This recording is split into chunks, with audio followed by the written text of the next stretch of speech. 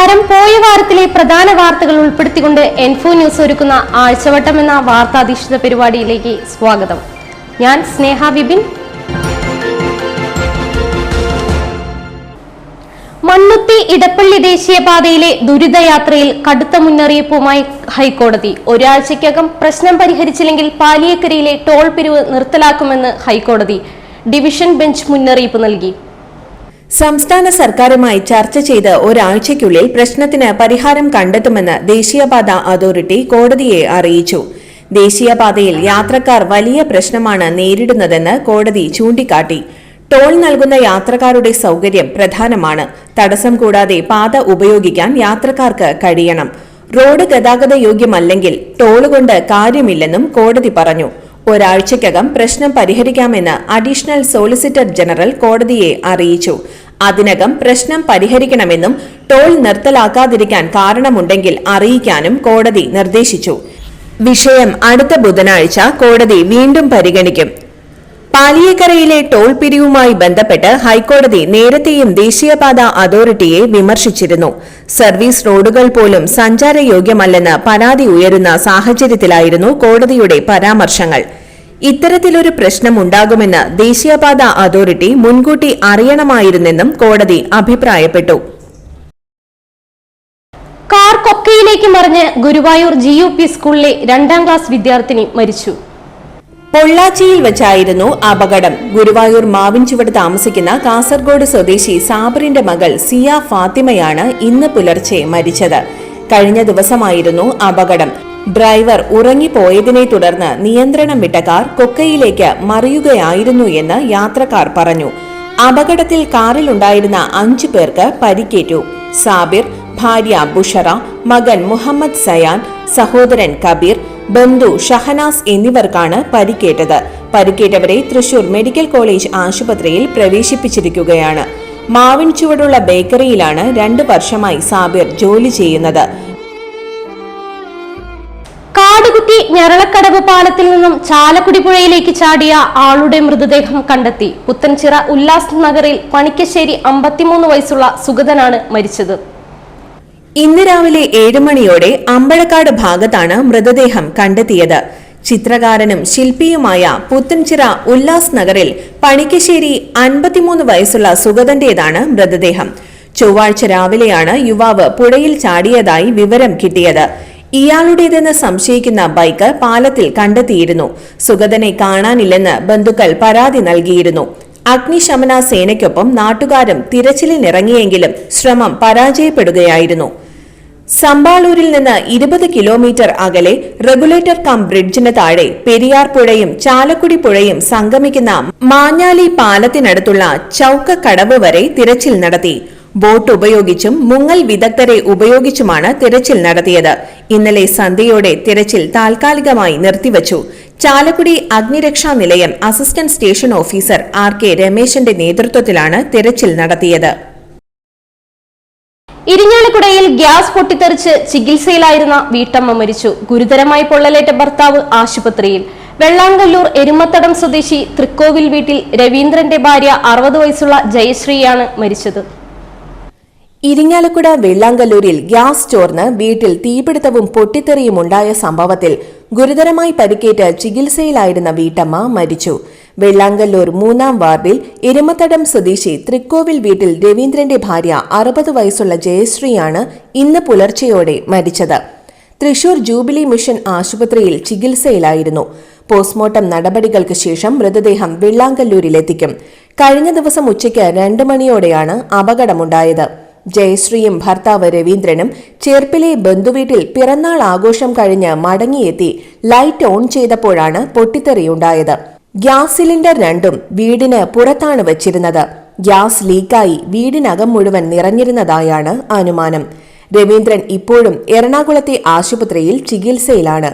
വീടിന്റെ മുൻവശത്തെ ഇരുമ്പുവാതിലടക്കം തകർന്നിട്ടുണ്ട്. എല്ലാ മുറികളിലും ഗ്യാസ് നിറഞ്ഞ് നിന്നിരുന്നതിനാൽ വീട് മുഴുവനും തീ പടർന്ന് നാശനഷ്ടം ഉണ്ടായിട്ടുണ്ട്. അപകട വിവരമറിഞ്ഞ് ഇരിങ്ങാലക്കുട ഫയർഫോഴ്സും പോലീസും സ്ഥലത്തെത്തിയിരുന്നു. മാപ്രാണം കുഴിക്കാട്ടുകോണത്ത് മലമ്പാമ്പ് കുറുനരിയെ വിഴുങ്ങിയ നിലയിൽ കണ്ടെത്തി. ഒടുവിൽ കുറുനരിയെ പുറത്തെടുത്തു. പാമ്പിനെ വനത്തിൽ വിട്ടയച്ചു. ബുധനാഴ്ച രാവിലെയാണ് കൊരമ്പിൽ മഹേഷിന്റെ വീടിന്റെ പരിസരത്ത് പാമ്പിനെ കണ്ടെത്തിയത്. പരിസ്ഥിതി പ്രവർത്തകൻ ഷബീറിന്റെ നേതൃത്വത്തിൽ പാമ്പിനെ പിടികൂടി ഫോറസ്റ്റിനെ ഏൽപ്പിച്ചു.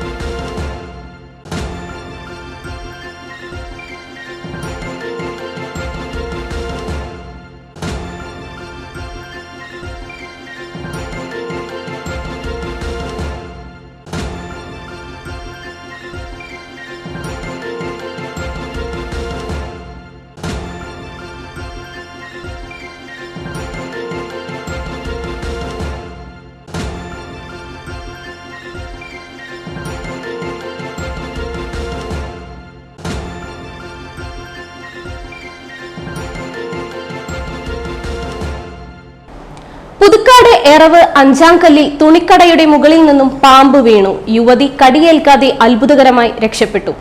കടയ്ക്കുള്ളിലേക്ക് പോയ പാമ്പിനെ പിടികൂടാൻ കട പൊളിച്ച് പരിശോധിച്ചെങ്കിലും കണ്ടെത്താനായില്ല. ഇതിന്റെ CCTV ദൃശ്യങ്ങൾ ലഭിച്ചു. എറവിലുള്ള തുണിക്കടയിലാണ് സംഭവം. സ്ഥാപനത്തിന്റെ ഉടമയായ സ്ത്രീയും ജീവനക്കാരിയും സംസാരിച്ചു നിൽക്കുമ്പോൾ പാമ്പ് മുകളിൽ നിന്ന് വീഴുകയായിരുന്നു.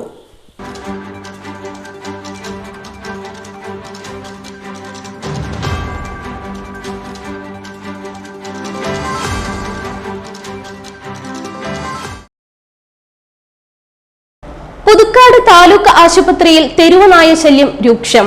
തെരുവുനായ്ക്കളെ കൊണ്ട് പൊറുതിമുട്ടുകയാണ് ആശുപത്രിയിലെത്തുന്ന രോഗികൾ. പലപ്പോഴും രോഗികളുടെ നേരെ തെരുവുനായ്ക്കൾ കുരച്ചുകൊണ്ട് പാഞ്ഞടുക്കാറുണ്ടെന്ന് നാട്ടുകാർ പറയുന്നു. OP ticket കൊടുക്കുന്നിടത്തും മുൻവശത്തുമായാണ് തെരുവുനായ്ക്കൾ തമ്പടിക്കുന്നത്. തെരുവുനായ്ക്കളെ പേടിച്ചാണ് വയോധികരായ രോഗികളും കുട്ടികളും എത്തുന്നത്. ദിനംപ്രതി നൂറുകണക്കിന് രോഗികൾ എത്തുന്ന ആശുപത്രിയിൽ തെരുവുനായകളുടെ കടിയേൽക്കാതെ കഷ്ടിച്ചാണ് ആളുകൾ രക്ഷപ്പെടുന്നത്.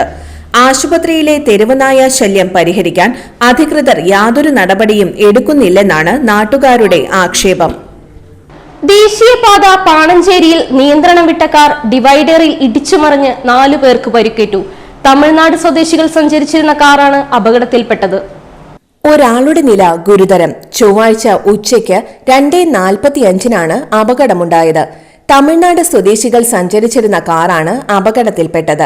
തൃശൂർ ഭാഗത്തേക്ക് പോയിരുന്ന കാർ ദേശീയപാതയിൽ ഗതാഗത നിയന്ത്രണം ഏർപ്പെടുത്തിയിരുന്ന ഭാഗത്താണ് അപകടത്തിൽപ്പെട്ടത്. കാർ അമിത വേഗതയിലായിരുന്നു എന്ന് ദൃക്സാക്ഷികൾ പറഞ്ഞു. അപകടം കണ്ട് ഓടിയെത്തിയ നാട്ടുകാരാണ് കാർ ഉയർത്തി യാത്രക്കാരെ രക്ഷപ്പെടുത്തിയത്. പുതുക്കാട് താലൂക്ക് ആശുപത്രിയിൽ പുതിയതായി നിർമ്മിച്ച ഐസൊലേഷൻ വാർഡിന്റെ സീലിംഗ് തകർന്നു വീണു. ചൊവ്വാഴ്ച രാവിലെ 10 മണിക്കായിരുന്നു സംഭവം. വാർഡിന്റെ വരാന്തയിലെ PVC ഷീറ്റിൽ തീർത്ത സീലിംഗ് ആണ് തകർന്നു വീണത്. കഴിഞ്ഞ ഫെബ്രുവരിയിലാണ് ഐസൊലേഷൻ വാർഡ് ഉദ്ഘാടനം കഴിഞ്ഞത്. ഇലക്ട്രിക്കൽ പണികൾ പൂർത്തിയാകാത്തത് മൂലം ഇതുവരെ വാർഡ് തുറന്നു കൊടുത്തിട്ടില്ല. കഴിഞ്ഞ 2 ദിവസമായി ഇവിടെ ഇലക്ട്രിക്കൽ പണികൾ നടത്തിയിരുന്നു. ഇതിന്റെ ഭാഗമായി സീലിംഗ് അഴിച്ച് വയറിംഗ് ജോലികൾ ചെയ്തത് പരിശോധിച്ചിരുന്നു. ഇതിനുശേഷം സീലിംഗ് ഉറപ്പിക്കാത്തതാണ് തകർന്നു വീഴാൻ കാരണമെന്ന് പറയുന്നു. ചൊവ്വാഴ്ച രാവിലെ ഉണ്ടായ കാറ്റിലാണ് ഈ ഭാഗം തകർന്നു വീണത്.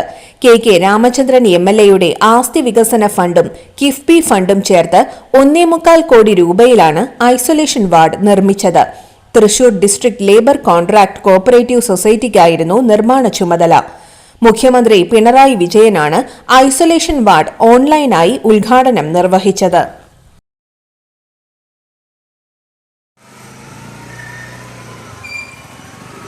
കല്ലൂർ മാവിൻ ചുവടിൽ ഓട്ടു കമ്പനിയുടെ 120 അടിയോളം ഉയരമുള്ള പുകക്കുഴൽ തകർന്നു വീണു. ഒഴിവായത് വൻ ദുരന്തം.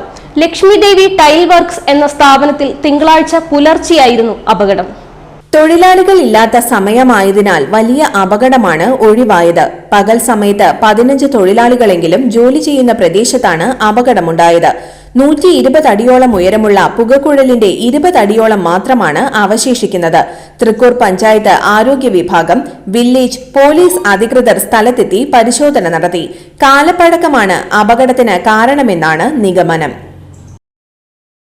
കാറും ലോറിയും കൂട്ടിയിടിച്ച് കാർ യാത്രക്കാരായ 2 പേർക്ക് പരിക്കേറ്റു. വ്യാഴാഴ്ച പുലർച്ചെ ദേശീയപാത 3 പീടികയിലായിരുന്നു അപകടം.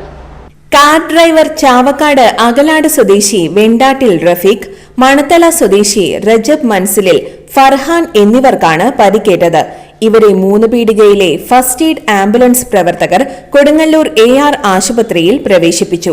നെടുമ്പാശ്ശേരി വിമാനത്താവളത്തിൽ നിന്നും ചാവക്കാട്ടേക്ക് പോയിരുന്ന കാറും സവാള കയറ്റി എറണാകുളം ഭാഗത്തേക്ക് പോയിരുന്ന ചരക്ക് ലോറിയുമാണ് അപകടത്തിൽപ്പെട്ടത്. കാറിന്റെ മുൻഭാഗം പൂർണ്ണമായും തകർന്നു.